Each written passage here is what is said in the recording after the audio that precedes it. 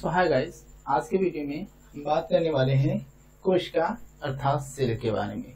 तो सबसे पहले आपको ये समझना होगा कि सेल कोई भी साइंटिफिक वर्ड नहीं है, ये एक इंग्लिश का वर्ड है जिसको रॉबर्ट हुक ने दिया था इस सेंस में कि सेल मीन्स होता है छोटा कमरा। जब रॉबर्ट हुक ने वो पेड़ के कार्क में, मतलब कि पेड़ के छिलके में कार्क होता है, जब पेड़ आप देखेंगे ना, पेड़ का छिलका उसको आप निकालेंगे तो उसमें चिपचिपा पदार्थ होता है। पेड़ का छिलका आप निकालेंगे तो उसमें एक चिपचिपा पदार्थ होता है और वो चिपचिपा पदार्थ जिस भी परत पे होता है, पतली सी परत पे होता है, जिसको हम क्या कहते हैं, कार्क कहते हैं।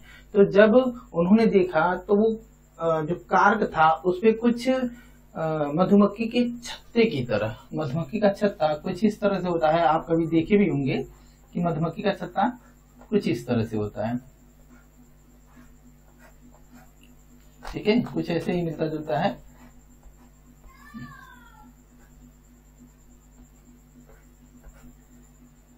उन्होंने देखा तो कुछ इस तरह से मधुमक्खी के छत्ते की तरह वो दिख रहा था। तो उन्होंने इसको जब देखा तो मधुमक्खी के छत्ते की तरह, जब वो पेड़ का छाल निकाले और छाल पे उन्होंने देखा कार्क, और कार्क को जब लिया और उन्होंने थोड़ा ध्यान से देखा तो उसमें उन्होंने कुछ इस तरह की संरचनाओं को देखा जो कि उन्हें छोटे छोटे कमरों की तरह दिख रहे थे। मधुमक्खी के छत्ते देखेंगे ध्यान से आप तो छोटे छोटे कमरे की तरह दिख रहे थे। तो रॉबर्ट हुक ने जब उन्हें देखा तो उनको भी वो क्या लगा, छोटे छोटे कमरे। तो छोटे कमरे को इंग्लिश में कहते हैं सेल। जैसे सेल में जेल भी होता है, तो जेल के कमरे देखेंगे तो छोटे छोटे ही होते हैं, तो सेल में होता है जेल। तो वहां से उन्होंने सेंस लिया और नाम रखा उसका सेल। लेकिन सेल इंग्लिश वर्ड है, न कि कोई साइंटिफिक वर्ड। सेल को हम साइंस के लैंग्वेज में साइटो कहते हैं, और जहाँ पे जिस भी रूट ऑफ साइंस में साइंस सेल का अध्ययन होता है उसको हम क्या कहते हैं, साइटोलॉजी कहते हैं। रॉबर्ट हुक को फादर ऑफ सेल कहा जाता है, मीन कोशिकाओं का जनक कहा जाता है। ऐसा क्यों?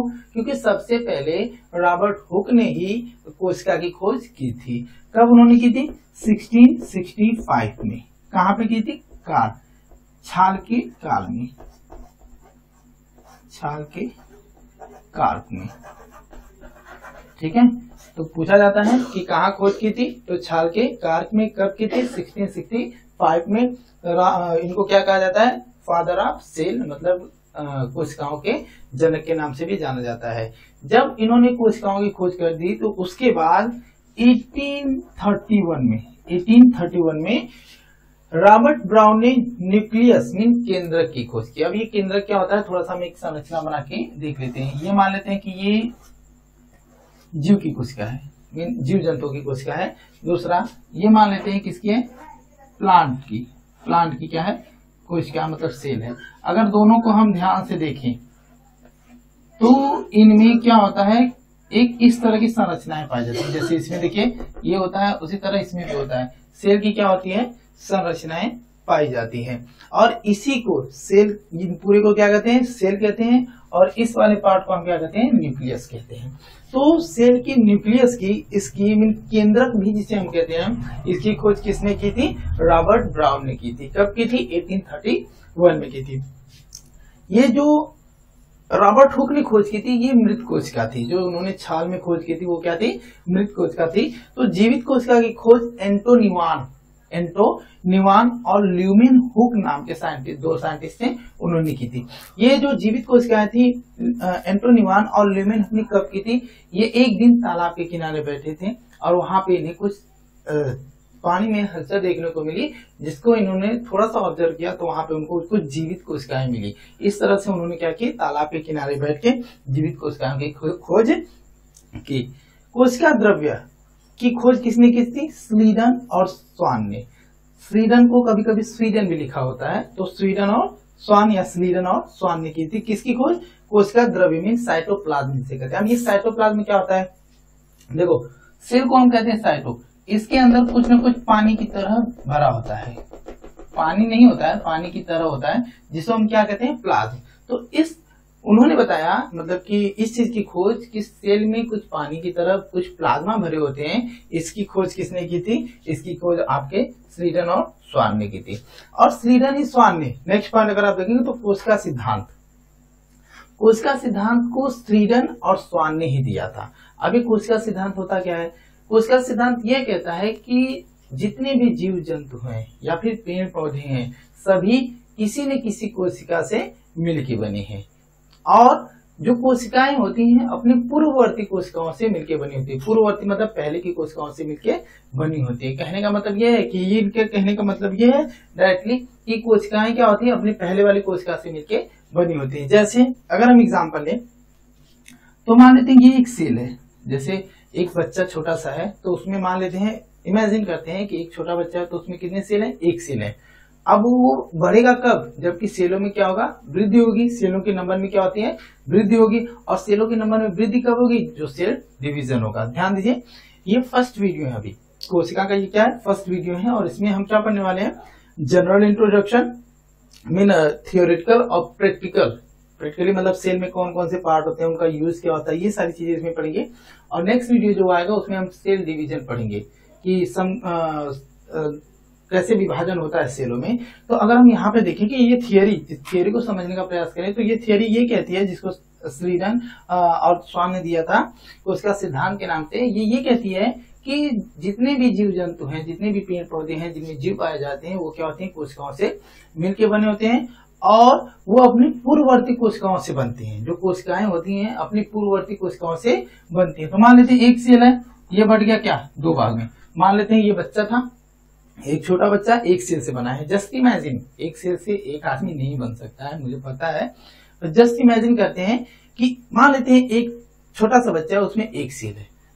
अब वो एक सेल डिवाइड करेगा अपने आप को और दो भाग में बटेगा, तो क्या होगा? वो बच्चा थोड़ा सा बड़ा हो जाएगा। फिर वो दो सेल से एक वाला फिर से दो ठो बना लेगा, फिर वो वाला भी क्या करेगा? दो सेल बना लेगा। अब वो बच्चा जब एकदम से छोटा था, थोड़ा सा बड़ा हुआ, अब उससे भी थोड़ा सा क्या हो जाएगा? बड़ा हो जाएगा। फिर वो बच्चा को अगर बड़ा होना है तो ये सेल क्या होगा? फिर से वो एक सेल क्या कर लेगा? दो सेल बनाएगा, और ये वाला सेल भी दो सेल बनाएगा, ये वाला सेल भी क्या होगा? दो सेल बनाएगा, और ये वाला सेल भी क्या बनाएगा? दो सेल। इस तरह से एक जीवित चीज में क्या होती है? वृद्धि होती है। कभी कभी पूछ देता है कि जीवित चीजों में वृद्धि कैसे होती है? तो सेल डिवीजन से होती है। उनमें सेल डिवीजन होते रहते हैं और वो क्या होती है? वृद्धि होती रहती है कोई भी चीज। तो यही कहने का मतलब है कि कोई भी कोशिका, मान लेते हैं ये कोशिका है, किससे बनी होगी? अपने पूर्ववर्ती कोशिका से, पहले वाली कोशिका से। ये कोशिका कैसे बनेगी? अपने पूर्ववर्ती कोशिका से। और ये कोशिका कैसे बनेगी? अपने पूर्ववर्ती कोशिका से। अब आप सोचेंगे ये वाली कोशिका कैसे बनी होगी? तो ये भी कोशिका अपने पूर्ववर्ती कोशिका, मतलब कि जो बच्चे होते हैं अपने माँ बाप के भ्रूण में रहते हैं, पेट में रहते हैं, तो वो माँ बाप की कोशिकाओं से क्या होते हैं? बनते हैं। इसीलिए इसमें क्या पाया जाता है? क्रोमोसोम पाया जाता है। क्रोमोसोम, आरएनए, डीएनए, ये सब पाए जाते हैं ना सेल्स के अंदर, जिनको हम मेमोरीज कहते हैं ना, जिसको हम जीन इफेक्ट भी कहते हैं ना। तो ये सारी चीजें हम सेकंड पार्ट में देखेंगे, लेकिन फिलहाल में हम इस थियरी को समझा कि ये थियरी क्या कहती है कि जितने भी जीव हैं, जितने भी जंतु हैं, जितनी भी जीवित चीजें हैं, जो जीव जंतु हो या फिर पेड़ पौधे हो, सारे के सारे किससे बने हैं?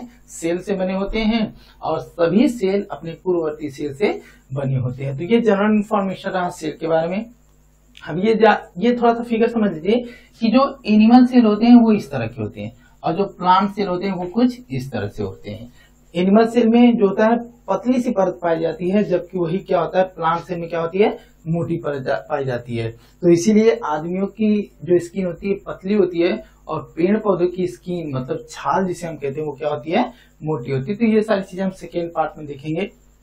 तो थोड़ा सा एक बार रिविजन कर लेते हैं। हाँ, सेल का नाम साइटो, सेल का अध्ययन जो होता है वो क्या कहलाता है? साइटोलॉजी। जो जनक होते हैं, जिन्होंने सबसे पहले सेल की खोज की थी, या फिर जिसको हम फादर ऑफ सेल भी कह सकते हैं, कोशिकाओं का जनक कह सकते हैं, वो कौन थे? Robert Hooke. कब खोज किए थे? 1665 में। कहाँ पे खोज किए थे? तो पेड़ का जो छाल होता है उसमें जो कार्क होता है, पतली परत, उसकी वहां से उन्होंने देखा था। उन्होंने कैसी संरचना देखी थी? उन्होंने ऐसा देखा, उनको देखने पे लगा कि मधुमक्खियों का छत्ता, जो कि क्या हो रहे थे? छोटे कमरों की तरह दिख रहे थे, इसीलिए उन्होंने क्या नाम रख दिया? सेल रखा उसका नाम। जो केंद्रक, सेल का केंद्रक होता है, केंद्रक मतलब कि बीच का भाग। किसी भी सेल, प्लांट सेल को भी देखे तो बीच का भाग, और एनिमल सेल को भी देखे तो बीच का भाग, उसकी खोज जिसको हम केंद्रक कहते हैं या फिर न्यूक्लियस के नाम से भी जानते हैं, उसकी खोज किसने की थी? उसकी खोज रॉबर्ट ब्राउन ने की थी। कब की थी? 1831 में की थी। नेक्स्ट, जीवित कोशिका की खोज किसने की थी? एंटोनी न्यूमान और ल्यूमेन हुक ने की थी। अब ये कहाँ पे किए थे? तालाब के किनारे। हमने बताया ना आपको स्टोरी। अब नेक्स्ट क्या है? कोशिका द्रव्य, कोशिका द्रव्य क्या होता है? कोशिका के अंदर भरे हुए द्रव्य को, पानी को, जो पानी की तरह होती है उसको हम क्या कहते हैं? कोशिका द्रव्य, जिसको साइटोप्लाज्म इंग्लिश में कहते हैं। और इसकी खोज किसने की थी? स्लीडन और स्वान ने की थी। स्लीडन और स्वान ने ही किसका दिया था? कोशिका का सिद्धांत दिया था। कोशिका का सिद्धांत क्या कहता है कि कोशिका का सिद्धांत क्या है कि दुनिया की सारी चीजें सेल से मिलके बनी हो और सारे सेल्स किससे होते हैं? अपने पूर्ववर्ती सेल से मिलके बने होते हैं। ये सारी चीजें रही general information about the cell. और कभी कभी ऐसे पूछता है कि दुनिया में सबसे बड़ा सेल कौन है, दुनिया का सबसे छोटा सेल कौन है? तो चलिए देख लेते हैं। और कभी कभी ये भी पूछ देता है कि ह्यूमन बॉडी में सबसे बड़ा सेल कौन है, ह्यूमन बॉडी में सबसे छोटा सेल कौन है, ह्यूमन बॉडी में सबसे लंबा सेल कौन है। तो चलिए देख लेते हैं फटाफट। सबसे पहले दुनिया में डिस्कस कर लेते हैं। तो दुनिया में सबसे बड़ा सेल बड़ा, सबसे बड़ा सेल कौन होता है? शुतुरमुर्ग का अंडा, शुतुरमुर्ग का अंडा, जिसको हम ऑस्ट्रिच एग भी कहते हैं ना। तो सबसे बड़ा दुनिया में क्या होता है? कौन सा सेल होता है? शुतुरमुर्ग का अंडा, बड़ा सा होता है। अगर हम छोटे की बात करें, दुनिया में सबसे छोटा सेल तो होता है माइक्रोप्लाज्म। क्या होता है? माइक्रोप्लाज्म। ध्यान दीजिएगा, सबसे बड़ा दुनिया का पूछे तो शुतुरमुर्ग का अंडा, सबसे छोटा दुनिया का पूछे तो कौन सा जगह? माइक्रोप्लाज्म। ये क्या था? वर्ल्ड का, वर्ल्ड्स, ठीक है, दुनिया का। अगर यहीं पे पूछ दे कि ह्यूमन बॉडी का, क्या पूछ दे? ह्यूमन बॉडी का, मानव के शरीर का सबसे बड़ा, ठीक है, तो सबसे बड़ा कौन सा हो जाएगा वहां पे? अंडाशय। क्या हो जाएगा? अंडाशय। अंडाशय मतलब कि ओवम, ओवम। और ये ओवम कहाँ पाया जाता है? औरतों में पाया जाता है। ओवम कहाँ पे पाया जाता है? औरतों में। जब हम रिप्रोडक्शन पढ़ेंगे तो उसमें हम देखेंगे कि ओवरी से ओवम कैसे बनता है, फिर ह्यूमन बॉडीज में जो मेल पर्सन होता है उसके टेस्टिस से स्पर्म कैसे बनता है, फिर किस तरह से सारी चीजें हम लोग देखेंगे। तो अगर सबसे बड़े सेल की बात करें ह्यूमन बॉडी का तो क्या होता है? अंडाशय, जिसको हम इंग्लिश में क्या कहते हैं? ओवम के नाम से भी जानते हैं। ओवम कहाँ बनता है? ये औरतों में बनता है। और कहाँ बनता है? औरतों के किस पार्ट में बनता है? तो ओवरी में बनता है। अगर हम छोटे की बात करें, सबसे छोटा ह्यूमन बॉडी में सबसे छोटा सेल तो वो कौन सा होता है? स्पर्म। क्या होता है? स्पर्म। स्पर्म कहाँ बनता है? मेल में बनता है, मेल के टेस्टिस में बनता है, मेल आदमियों के टेस्टिस में बनता है। अगर वही सबसे लंबा करें, सबसे लंबा सेल कौन होता है? तो होता है न्यूरॉन। क्या होता है? न्यूरॉन होता है। ध्यान दीजिए, सबसे बड़ा सेल ह्यूमन बॉडी का अंडाशय मीन ओवम, जो कि औरतों में पाया जाता है। सबसे छोटा सेल कौन सा होता है? स्पर्म होता है, जो कि आदमियों में पाया जाता है। सबसे बड़ा सेल सबसे लंबा सेल, देखिए, सबसे बड़ा अंडाशय, सबसे लंबा न्यूरॉन। बड़ा मतलब कि जिसमें लंबाई और चौड़ाई दोनों हो, तो उसको हम क्या कहते हैं? अंडाशय, और वो सबसे बड़ा वाला हो जाएगा। अगर जिसमें लंबाई की बात करें कि सबसे लंबा, तो कौन हो जाएगा? न्यूरॉन। न्यूरॉन को आप देखिए ना, पूंछ की तरह होता है, कुछ इस तरह संरचना बनी होती है और क्या होता है? पूंछ की तरह लंबा सा होता है, तो वो न्यूरॉन होता है। चलिए, ये सारी बेसिक चीजें रही। अब हम थोड़ा सा देख लेते हैं। हाँ, एक चीज आप जानते रहिए कि सबसे ज्यादा सेल डिवीजन ह्यूमन के लीवर में होता है। जो लीवर वाले सेल होते हैं उसमें सबसे ज्यादा सेल डिवीजन होता है। इसीलिए पेट में क्या होता है कि अगर कोई चाकू भी लग जाए तो पेट का रोग क्या होता है? सबसे बहुत ही जल्दी पेट का घाव अच्छा हो जाता है। तो सबसे ज्यादा अगर हम पूछे सेल डिवीजन किसमें होता है, तो कहाँ होता है? लीवर में होता है। और कहाँ पे लगभग नहीं के बराबर सेल डिवीजन होता है? तो होता है माइंड में, दिमाग में, ब्रेन का, जहाँ पे क्या होता है? न्यूरॉन। तो आप कह सकते हैं कि सबसे ज्यादा, इसको अगर हम इरेज करते हैं और यहाँ पे just a minute wait please, ठीक है, सबसे ज्यादा सेल डिवीजन, सबसे ज्यादा सेल डिवीजन अगर हम बात करें, ज्यादा सेल डिवीजन तो कहाँ होता है? लीवर में। लीवर में सबसे ज्यादा सेल डिवीजन होता है। और नहीं, कहाँ पे नहीं होता है? न्यूरॉन में। ठीक है, ये दोनों चीजें जानते रहिए कि सबसे ज्यादा सेल डिवीजन कहाँ होता है? आपके लीवर में, पेट में। पेट में अगर कोई चाकू भी मार दे तो उसको अगर बंद कर लेंगे तो कुछ ही दिनों में क्या होता है? अच्छा हो जाता है। लेकिन वही न्यूरॉन अगर है, न्यूरॉन मतलब कि दिमाग पे कोई तेजी से मार दे और अंदर तक अगर चोट चला जाए तो क्या होता है, कभी भी सही नहीं होता है। एग्जाम्पल, आप किसी भी मैथ पेपर जिसके देखो तेजी से अगर सर पे चोट लग जाती है तो वो पागल हो जाता है, वो कभी सही नहीं होता है। क्यों? क्योंकि वहां पे सेल का डिवीजन ही नहीं होता। अगर सेल डिवीजन होता तो घाव भर जाते हैं फटाक से और चीजें क्या हो जाती, अच्छी हो जाती। तो सेल डिवीजन कहाँ पे होता है? लिवर में सबसे ज्यादा होता है, इसीलिए वहां के घाव सबसे जल्दी अच्छे हो जाते हैं। और कहाँ पे नहीं होता है? तो न्यूरॉन में, मतलब कि ब्रेन में। इसीलिए जिसके पास घाव लग जाती है उसका ब्रेन सही नहीं होता है।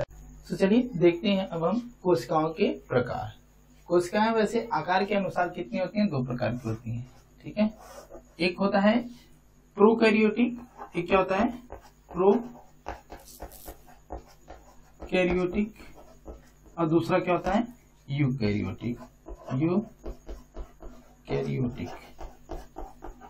अब ये कोशिकाओं के प्रकार आप नहीं कह सकते हैं। कोशिकाओं के प्रकार मीन जीवों के प्रकार अगर आप चाहें तो कह सकते हैं कि कुछ जीव कैसे होते हैं? प्रोकैरियोटिक, मतलब जिसमें एक कोशिका होता है तो उसको हम क्या कहते हैं? प्रोकैरियोटिक। और जिसमें बहुत तरह की कोशिकाएं होती हैं, बहुत कोशिकाएं होती है, उसको हम क्या कहते हैं? यूकैरियोटिक। इसको हम एक कोशिकीय भी कह सकते हैं, एक कोशिकीय जीव, एक कोशिकीय, ठीक है। और इसको हम क्या कह सकते हैं? इसको हम कह सकते हैं बहुकोशिकीय। इसको हम क्या कह सकते हैं? बहुकोशिकीय, ठीक है। अब ध्यान से इसको हम थोड़ा समझ लेते हैं। अब एक कोशिकीय और बहुकोशिकीय में अंतर क्या होता है? एक कोशिकीय मतलब ऐसे जीव जिसमें क्या हो? एक ही कोशिका हो। ऐसे जीव जो कि क्या हो? एक ही कोशिका से मिलकर बने हो, उनको हम क्या कहते हैं? एक कोशिकीय जीव। अब इसको समझिए, एक कोशिका का मतलब क्या होता है? यहाँ पे लोग कंफ्यूज हो जाते हैं कि प्रोकैरियोटिक। देखो प्रोकैरियोटिक यहाँ से 2 तरह के बढ़ जाएंगे। पहला, अब यहाँ पे एक कोशिका का मतलब 2 निकलेगा। पहला, एक कोशिका से एक कोशिका। दूसरा क्या होगा? एक ही प्रकार की कोशिका। ध्यान दीजिए, एक ही प्रकार की कोशिका, प्रकार की कोशिका। देखिए दोनों में अंतर है, लेकिन दोनों को हम क्या कहते हैं? दोनों को हम प्रोकैरियोटिक मतलब एक कोशिकीय जीव ही कहते हैं। एक क्या होता है? एक ही कोशिका पाई जाती है, जैसे आपका हो गया अमीबा, पैरामीशियम, ठीक है। अमीबा, पैरामीशियम, अमीबा, पैरामीशियम,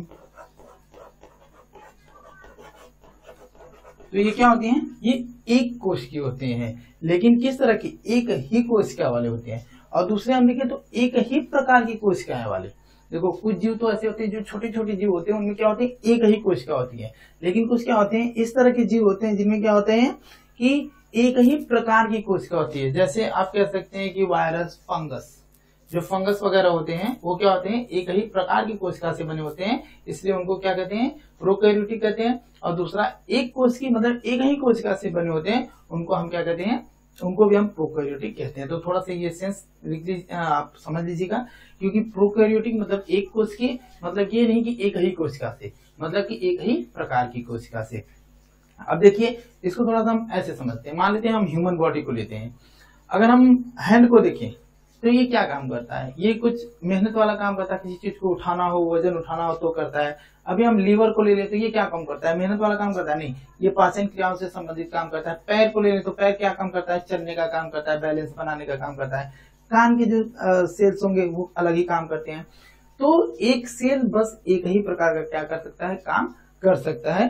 तो इन शॉर्ट हम कह सकते हैं कि अगर एक आकृति बनाने के लिए कोई ऐसा जीव है जिसकी आकृति एक जैसी ही है, उसको हम क्या कहेंगे? एक कोशिकीय जीव। जैसे अमीबा, अमीबा क्या एक छोटा सा होता है ना, और उसकी आकृति क्या होती है? उसमें हाथ, पैर, नोज, लिवर्स वगैरह तो नहीं होते हैं, इसीलिए उसको हम क्या कहते हैं? एक कोशिकीय जीव। तो अगर आपको यहाँ पे कंफ्यूजन हो रहा है तो आप बस यहीं तक समझिए कि प्रोकैरियोटिक मतलब कि एक कोशिकीय जिसमें एक ही प्रकार की कोशिकाएं पाई जाती हैं। दूसरा यूकैरियोटिक मतलब ऐसे बहुकोशिकीय, इसमें क्या होती है? बहुत सारी कोशिकाएं पाई जाती हैं। एग्जाम्पल जैसे प्लांट और एनिमल, ठीक है। प्लांट और एनिमल, ह्यूमन बीइंग भी एनिमल में ही आ जाएंगे। आप समझने का प्रयास कीजिए। एक कोशिकीय मतलब एक ही कोशिका पाई जाए या एक ही प्रकार की कोशिका पाई जाए, तो उसको हम क्या कहते हैं? एक कोशिकीय या फिर प्रोकैरियोटिक। वही यूकैरियोटिक मतलब बहुकोशिकीय, मतलब इसमें बहुत सारी कोशिकाएं पाई जाए या फिर बहुत प्रकार की, बहुत सारी। इसकी जैसे एक कोशिका या एक ही प्रकार की कोशिका, तो इसको भी तो हम कह सकते हैं ना बहुत कोशिका बहुत कोशिका या बहुत प्रकार की कोशिका, बहुत प्रकार की कोशिका कह सकते हैं। तो देखिए ऐसे जीव जिसमें क्या हो, बहुत कोशिकाएं पाई जाए या फिर बहुत ही प्रकार की कोशिकाएं पाई जाए, उनको हम क्या कहते हैं, यूकैरियोटिक या फिर बहुकोशिकी कहते हैं। जैसे एक कोशिका बस एक ही प्रकार का काम कर सकती है। जैसे अगर ह्यूमन बॉडी को हम लें तो ह्यूमन बॉडी में क्या है, हाथ है, ये क्या करता है, वजन उठाने का काम करता है, ठीक है। तो इसमें एक तरह के सेल पाए जाएंगे। एक सेल मान लेते हैं ये हो गया जो कि हाथ को बना रहा है। दूसरा माइंड है, सोचने का काम कर रहा है, तो ये क्या होगा, ये दूसरे प्रकार की कोशिकाएं पाई जाएंगी कि जो सोचने का काम करे, तो यहाँ दूसरी कोशिका हो गई। पेट है, पचाने का काम करता है, तो वहां पे क्या होता है, दूसरे प्रकार की कोशिका पाएंगी जो कि पचाने का काम करती है, तो 3 कोशिकाएं हो गया।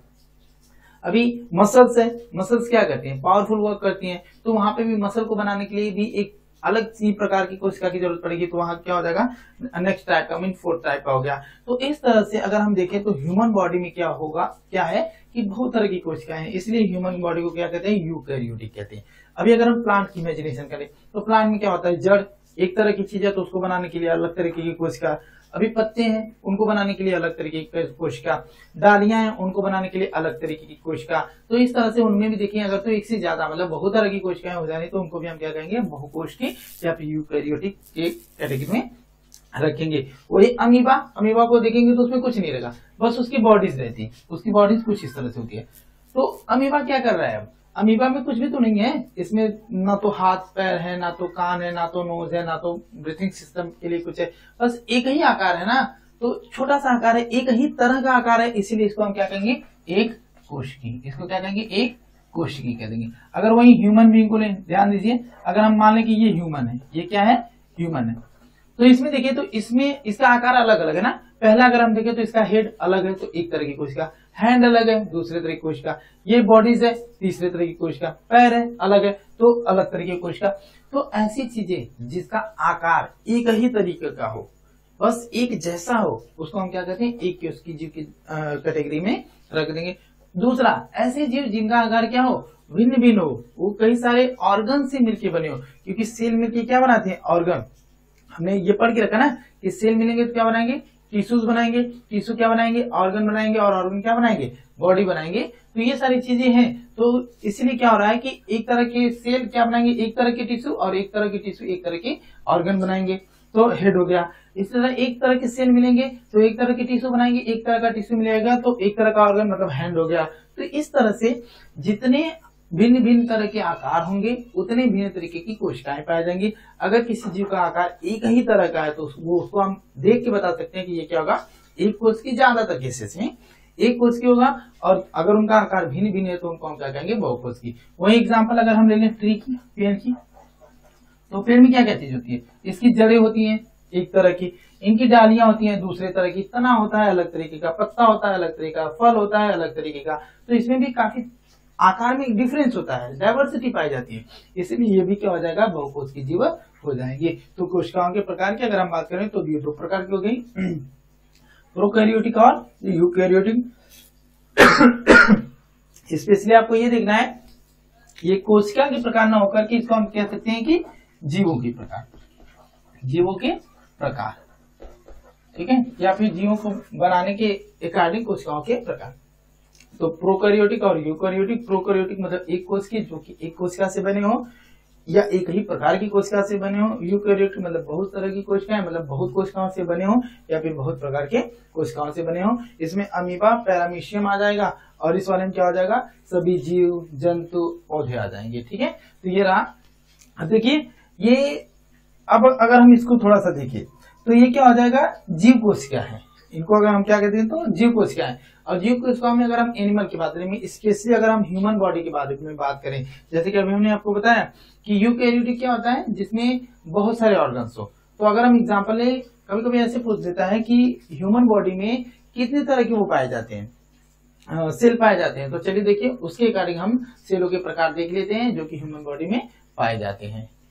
तो चलिए देख लेते हैं कि मानव शरीर में कोशिकाएं, मतलब कि type of cell in a human body, कितने तरह के ह्यूमन बॉडी में सेल पाए जाते हैं। देखिए ह्यूमन बॉडी में क्योंकि सेलों का आकार अलग अलग होता है, इसलिए उनका काम भी क्या होता है, अलग अलग होता है। या फिर कह सकते हैं कि सेलों का काम क्या होता है, अलग अलग होता है, इसलिए उनका आकार भी क्या होता है, अलग अलग। जैसे मांसपेशियों में जो सेल पाए जाते हैं वो क्या होते हैं, मेहनत करने के लिए होते हैं, हार्ड वर्क करने के लिए होते हैं, चीजों को लिफ्ट करने के लिए होते हैं, इसीलिए वो क्या कहलाते हैं, पेशीय सेल। उनका आकार क्या होता है, ऐसे होता है, ये काम करने के लिए बनते हैं, तो इसको मांसपेशीय सेल कहते हैं या फिर पेशीय सेल। क्या कहेंगे, पेशीय सेल, ठीक है। या फिर इसको हम कह सकते हैं मस्कुलर सेल, ठीक है, मस्कुलर सेल भी आप कह सकते हैं। नेक्स्ट ये ब्लड में जो खून में पाए जाते हैं वो क्या होते हैं, ब्लड का काम क्या होता है, एक जगह से दूसरे जगह तक ऑक्सीजन को पहुंचाना, फिर कार्बन डाइऑक्साइड को बाहर लेके आना वापस, और वहां से क्या करना, बाहर की तरफ भेज देना। तो ये क्या होता है, ब्लड सेल, इसको हम क्या कहते हैं, ब्लड सेल के नाम से जानते हैं। ब्लड सेल इस तरह से होते हैं। अब देखिए पेशी सेल क्या होता है, ऐसे होता है। मीन मसल सेल इस तरह से होता है। ब्लड सेल इस तरह से होता है, जिसको हम रुधिर सेल भी कहते हैं। अब ये होता है अंडाणु या ओवम, हमने कहा ना ओवम, जो ह्यूमन में स्पर्म होता है। स्पर्म की आकृति कैसे होती है, हाँ स्पर्म सेल भी आप देख सकते हैं यहाँ पे, इस तरह से होता है ना स्पर्म सेल, तो इसको हम स्पर्म सेल कह सकते हैं, स्पर्म सेल। और ये क्या होता है, ओवम सेल, मीन अंडाणु। अच्छा ये अभी हमने बताया ना कि ये कहाँ पे पाया जाता है, अंडाणु, ठीक है। ये कहाँ पाया जाता है, औरतों में पाया जाता है। और स्पर्म कहाँ पाया जाता है, आदमियों में पाया जाता है। तो एक क्या हो गया, पेशी सेल, दूसरा हो गया ब्लड सेल। आकार देखते रहिएगा आप, ये पूछा जाता है। नेक्स्ट क्या हो गया, अंडाणु, मतलब कि ओवम वाले हो गए। स्पर्म में अलग से सेल पाए जाएंगे, स्पर्म सेल हो जाएंगे। हड्डियों में जो सेल पाए जाते हैं, बोन सेल जिसे हम कहते हैं, बोन मैरो के नाम से जानते हैं, तो ये क्या होता है, बोन सेल। बोन सेल, उनके आकार कुछ इस तरह से होते हैं, क्योंकि हड्डियों में क्या होती है, हड्डियों को अपना मजबूती प्रदान करना होता है, इसलिए इसको हम क्या कहते हैं, बोन सेल के नाम से जानते हैं। ये वसा सेल होता है, मीन वसा, फैट जो देता है, वसा सेल, ठीक है। मीन इसको फैट सेल के भी नाम से जानते हैं, ठीक है। जो आदमी में ज्यादा फैट हो जाता है तो वो क्या होने लगते हैं, मोटे। तो मोटे होने का मीन कौन से सेल बढ़ गए हैं, वो वसा सेल क्या होते हैं, बढ़ जाते हैं। ये अंगूठी के आकार का होता है, एकदम अंगूठी की तरह दिखता है, इसको हम क्या कहते हैं, वसा सेल या फिर आपका फैट सेल कहते हैं। नेक्स्ट आपका होता है न्यूरॉन सेल, ठीक है। न्यूरॉन तो नहीं होता है, इस तरह से बाहर से देखेंगे तो इस तरह से होता है, इसको आप कह सकते हैं अस्थि सेल, ठीक है। क्या कह सकते हैं, अस्थि सेल या फिर तंत्रिका सेल कह लीजिए इसको आप, तंत्रिका सेल, ठीक है, तंत्रिका सेल कह लीजिए, ठीक है। अब देख लीजिए स्पेशली इतने ही तरह के ह्यूमन बॉडीज में सेल पाए जाते हैं। मस्कुलर सेल, इसका क्या होता है, वेट लिफ्टिंग का, चीजों को उठाने का। तो ऐसे पूछ सकता है कि किस तरह के सेल क्या करते हैं, वजन को उठाने का काम करते हैं, काम को करने का काम करते हैं। तो कौन से सेल हो जाते हैं, पेशीय सेल। कौन से सेल ऐसे होते हैं जो कि ह्यूमन बॉडी में ऑक्सीजन और कार्बन डाइऑक्साइड को ले जाने और ले आने का काम करते हैं, तो कौन से होते हैं, ब्लड सेल। अंडाणु मीन बच्चों को पैदा करने वाले सेल कौन से होते हैं, तो ओवम और स्पर्म दोनों होते हैं। ये आप देख लेंगे, आकार इनका देख लीजिए। बॉडीज को स्ट्रांग बनाने के लिए, मजबूत बनाने के लिए, एक आकार देने के लिए, जैसे हड्डियां ही आकार देती है ना, तो क्या इनडायरेक्टली ऐसे पूछ सकता है कि ये हड्डियां किस सेल से बनी होती है, तो बोन सेल से बनी होती है। अगर पूछ दे कि हड्डियों मीन बॉडी को आकार देने के लिए किस सेल की जरूरत पड़ती है, तो आपको दिमाग में ये है हड्डियां, लेकिन हड्डियां किस सेल से बनी होती है, बोन सेल से। तो बॉडी को आकार देने का काम कौन करता है, बोन सेल करता है। बॉडी में फैट बढ़ाने के लिए, एनर्जी बढ़ाने के लिए कौन सी सेल की जरूरत पड़ती है, तो आपका फैट सेल, मीन वसा सेल होता है। सोच विचार तंत्रिकाओं को मेंटेन करने के लिए किस सेल की जरूरत पड़ती है, तो कौन सी होती है, तंत्रिका सेल। तो ह्यूमन बॉडी में स्पेशली इतने ही तरह के सेल पाए जाते हैं, पेशी cell, blood cell, ovum cell, sperm cell, bone cell and fat cell and as well as तंत्रिका सेल, ठीक है।